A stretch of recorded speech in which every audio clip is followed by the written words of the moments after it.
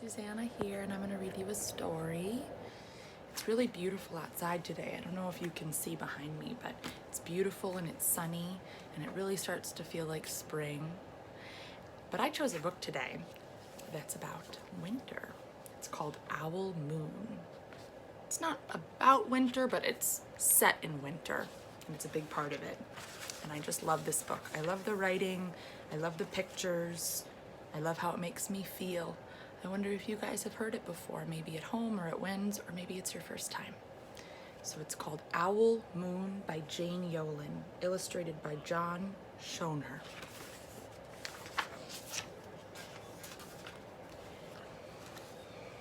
It was late one winter night, long past my bedtime, when Pa and I went owling. There was no wind.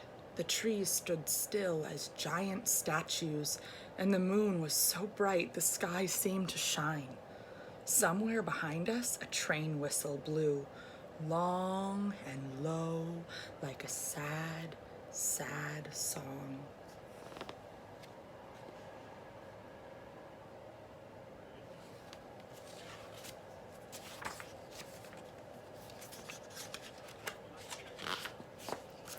I could hear it through the woolen cap Pa had pulled down over my ears. A farm dog answered the train, and then a second dog joined in.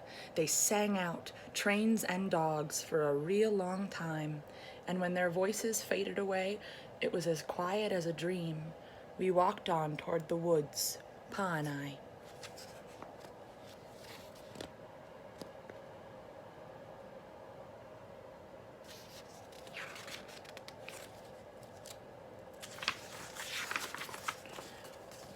Our feet crunched over the crisp snow, and little gray footprints followed us. Pa made a long shadow, but mine was short and round. I had to run after him, eyes now and then. I had to run after him every now and then to keep up, and my short, round shadow bumped after me. But I never called out. If you go owling, you have to be quiet. That's what Pa always says. I had been waiting to go owling with Pa for a long, long time.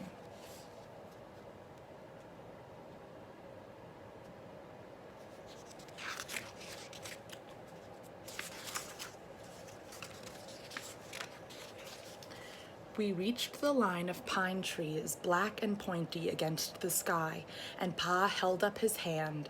I stopped right where I was and waited. He looked up, and if searching the stars, as if reading a map up there, the moon made his face into a silver mask. Then he called, "Ooh, ooh, ooh, ooh, ooh," the sound of a great horned owl. "Hoo, hoo, hoo, hoo, hoo."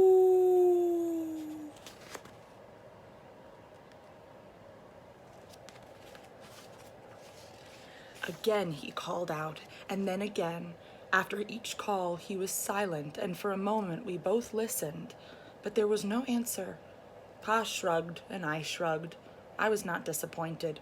My brothers all said sometimes there's an owl, and sometimes there isn't.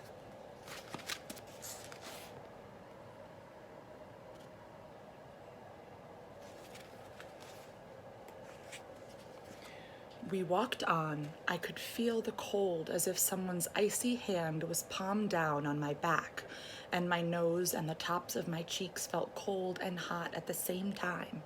But I never said a word. If you go owling, you have to be quiet and make your own heat.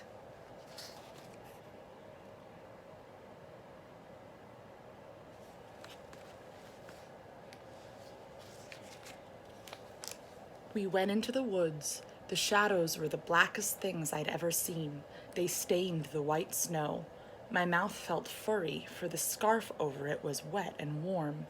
I didn't ask what kinds of things hide behind black trees in the middle of the night. When you go owling, you have to be brave.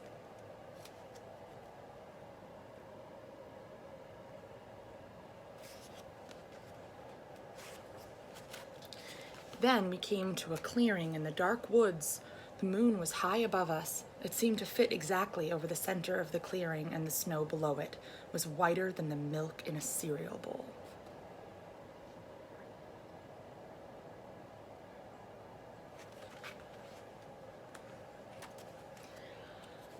I sighed, and Pa held up his hand at the sound, like this.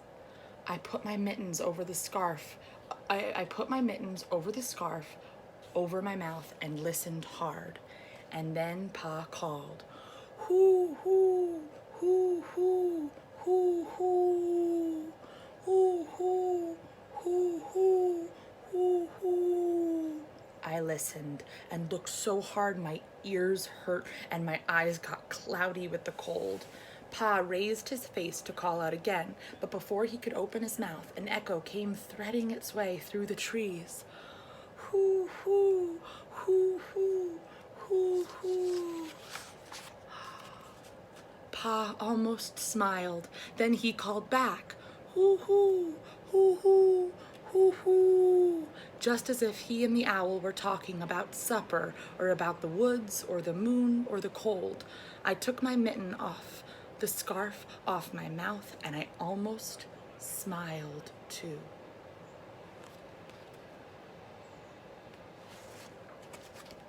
The owls came closer from high up in the trees on the edge of the meadow. Nothing in the meadow moved. All of a sudden, an owl shadow, part of the big tree shadow, lifted off and flew right over us. We watched silently, with heat in our mouths, the heat of all those words we had not spoken. The shadow hooted again.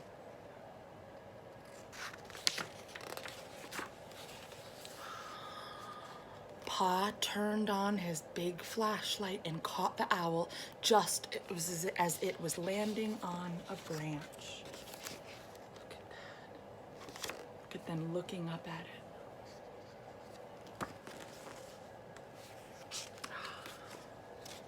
For 1 minute, 3 minutes, maybe even 100 minutes, we stared at one another.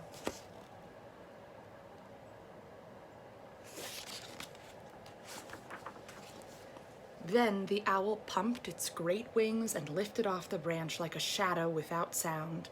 It flew back into the forest. "Time to go home," Pa said to me.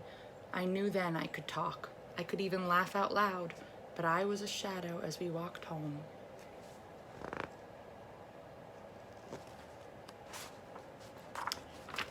When you go owling, you don't need words or warm or anything but hope.